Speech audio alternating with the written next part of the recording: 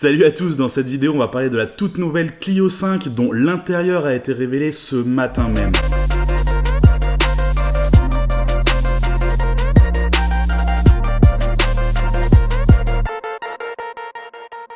Bon alors cette Clio 5 on sait déjà un petit peu à quoi elle va ressembler au niveau de l'extérieur parce qu'il y a eu quelques fuites de l'arrière, de l'avant, etc. Il y a eu quelques photos, mais en tout cas l'intérieur on sait à quoi il va ressembler. Et la plupart du travail des designers et ingénieurs chez Renault s'est concentré sur cet intérieur. On sait que voilà, l'extérieur va ressembler plus à une sorte de facelift d'une Clio 4 alors que l'intérieur il y a un vrai travail qui a été effectué dessus. Alors on ne sait pas si toutes les finitions vont suivre, mais en tout cas sur les photos c'est plutôt joli. Par contre, le piège, c'est que sur ces photos, il nous montre une version plutôt bien équipée. Et on sait que Renault arrive à toujours nous sortir une version plutôt jolie pour la présentation. Et ensuite, quand on se rend compte ce qu'on a avec le prix d'appel, c'est pas la même chose. Je vous ressors quelques photos d'une Mégane 4 pendant les photos de la présentation, donc avec la grosse tablette, etc.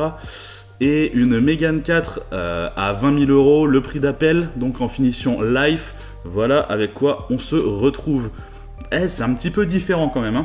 Et donc moi la question que je me suis posée c'est ok, cette Clio elle est magnifique, mais le prix d'appel d'une Clio c'est dans les 14-15 000 €.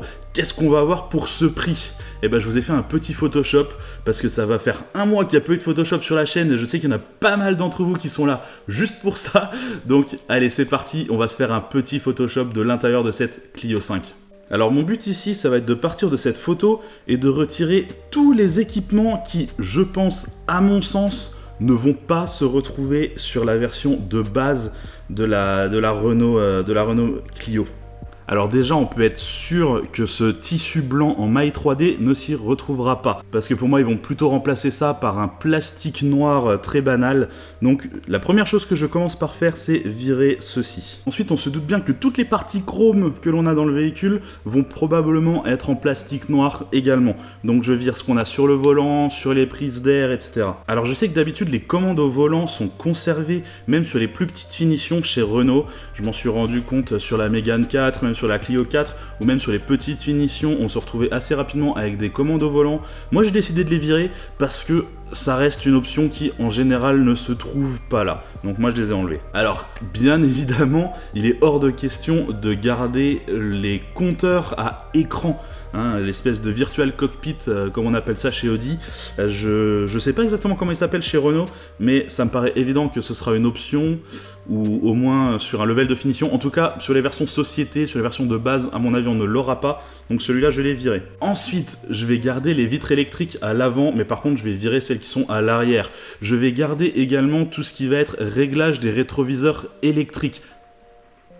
Parce qu'encore une fois, en règle générale, c'est des options qu'on retrouve dès les finitions de base chez Renault. Sur la photo que j'ai choisie, on est sur un véhicule en boîte automatique. Moi, je la repasse en boîte manuelle parce que les boîtes automatiques, c'est toujours une option chez Renault. Donc là, on repasse sur une boîte beaucoup plus simple finalement. Alors oui, je me rends compte en montant la vidéo que je n'ai pas ajouté la troisième pédale de l'embrayage. Vous me pardonnerez. Alors ensuite, je vais virer tout le boîtier de clim. C'est un boîtier de clim automatique monozone qui provient d'un Dacia Duster. On se rend compte que c'est exactement les mêmes boutons. En fait, je le vire parce que dans l'autoradio que j'ai choisi, un autoradio de base qui est monté notamment sur les Mégane 4 sans aucune option, avec un écran monochrome que je vais vous montrer tout de suite. Le voici. Alors en fait on se rend compte que les commandes de clim sont déjà sur ce panneau de commande, c'est pour ça que j'ai viré la clim du Duster en fait.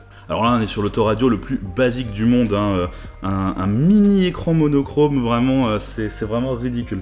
Et pour finir, je vais également virer le petit tweeter Bose qu'on a sur le montant de porte, puisque Bose ça a toujours été une finition spéciale chez Renault. Donc ça je le vire parce que avec le poste autoradio classique, à mon avis on n'aura pas ces tweeters Bose. Bon bah ça y est, ce Photoshop est fini, là on se retrouve vraiment avec la version la plus basique possible sur cette Clio 5. Je referai peut-être un Photoshop pour faire l'extérieur dès demain ou dans la semaine quand cet extérieur sera présenté. Je vous rappelle que ça sera présenté demain dans la journée normalement, donc on verra un petit peu ce qu'ils vont nous présenter. En attendant, je vais mettre ça sur Facebook, le lien est dans la description en dessous, donc n'hésitez pas à partager un maximum ce petit montage. Comme d'habitude, je vous invite à regarder d'autres vidéos et à vous abonner si ce n'est pas déjà fait. Allez, bye bye.